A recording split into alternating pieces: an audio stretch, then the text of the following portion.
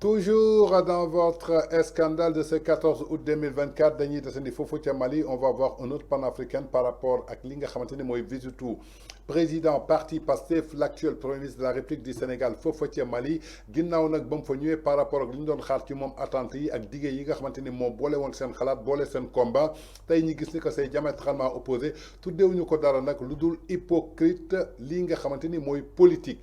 Un escroquerie politique hypocrite politique loolu lañ ko tuddee nañu déglu ji discours ñi nga xamante ni mooy les panafricains maliens bi nga xamante ni mer ba futt la ñuy def jagleel ko ki nga xamante ni mooy le président du parti Pastef bu Sénégal.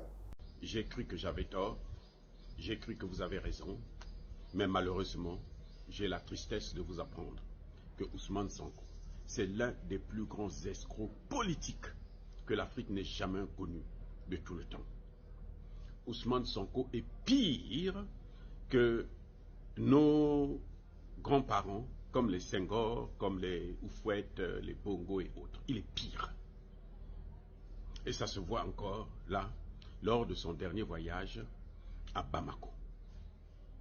Ousmane Sonko est venu au Mali pour nous faire comprendre que nous ne devrons pas agir par émotion,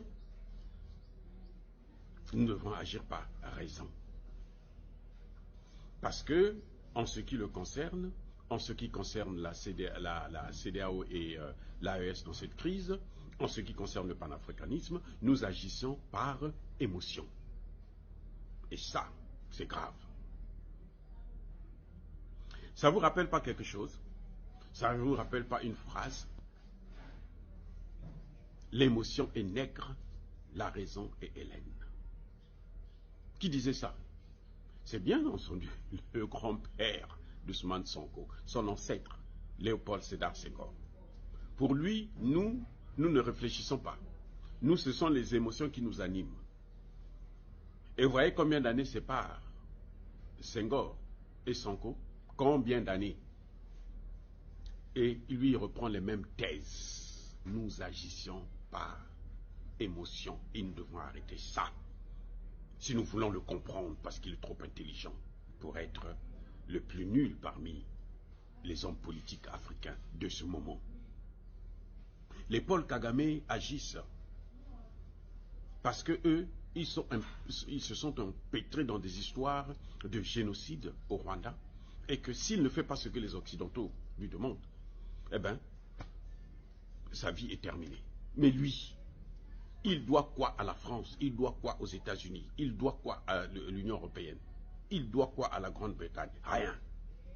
Mais il va se jeter quand même, les mains et les bras liés. Eh oui, c'est là où pour lui, il devient plus dangereux. Tshisekedi a eu le pouvoir là, son premier pouvoir là. Ce sont les Français, les Américains qui lui ont donné ce pouvoir. Il est obligé de faire avec. Il est obligé de leur donner tout ce que eux ils demandent. Voilà pourquoi l'Est est en train d'être balkanisé. Mais lui, ce sont les Sénégalais, c'est la jeunesse sénégalaise qui s'est levée pour lui donner le pouvoir. Et voilà ce qu'il en fait. Quand il dit que n'agissez pas par émotion, qui agit par émotion? C'est qui? C'est les dirigeants maliens, c'est Assimi Goïta, c'est Choguel Kokala Maïga qui agit par émotion. C'est le peuple malien qui est émotionnel, ou bien ce sont les panafricanistes qui sont émotionnels? Question, répondez-moi. Qui agit par émotion? Ousmane Sonko insulte qui? Vous voyez que quand tu te retournes, quand vous vous posez cette question, vous vous rendez compte qu'en fait celui qui agit par émotion c'est lui. Ou c'est lui qui est redevable aux Occidentaux. Mais ce n'est pas nous. Nous n'avons rien, au contraire. Nous avons compris les enjeux, nous savons ce que c'est que le panafricanisme. Ousmane Sonko nous dit qu'il n'a jamais dit qu'il va rentrer dans l'AES. Qui lui a posé la question de savoir si il va rentrer dans l'AES? Est-ce que c'est ça la question qu'on lui a posée?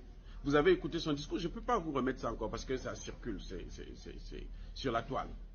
kon yaakaar naa ni ñoo ko déggandoo ak nu mu ko tàmbalee j'ai cru que j'avais tort j'ai cru que vous avez raison mais malheureusement c'est avec tristesse que j'ai appris que le président du parti PASTEF de Sénégal l'actuel premier ministre de la République du Sénégal est le plus grand escroc politique de l'Afrique de l'Ouest loolu rek doy na saaga le plus grand escroc politique de l'Afrique loolu rek doy na saaga kenn musul dégg saaga bu mel noonu lu waral loolu nag tey maanaam hypocrisie bi nga xamante ni ñoom jàng nañ ko ci moom par rapport ak ses discours et ses déclarations avant d'accéder au pouvoir alors que bi ñuy accéder au pouvoir c'est devenu diamétralement opposé par rapport ak combat bi ñu doon mené par rapport ak seen ngëm-ngëm par rapport ak libérer Afrique jëmale ko ci li nga xamante ni mooy le colonialisme dañuy ñëw fekk tey plus pur ki nga xamante ni tax ñoom li ñu doon xeex kooku sax moo leen tanaloon en tout cas c'est devenu une insulte grave pour la République du Sénégal kenn teguñu ko nag lu dul parti bi di Pastef par rapport à ces déclarations incendiaires par rapport à ces déclarations à ces discours yi nga xamante ni xam nañ c'est irréalisable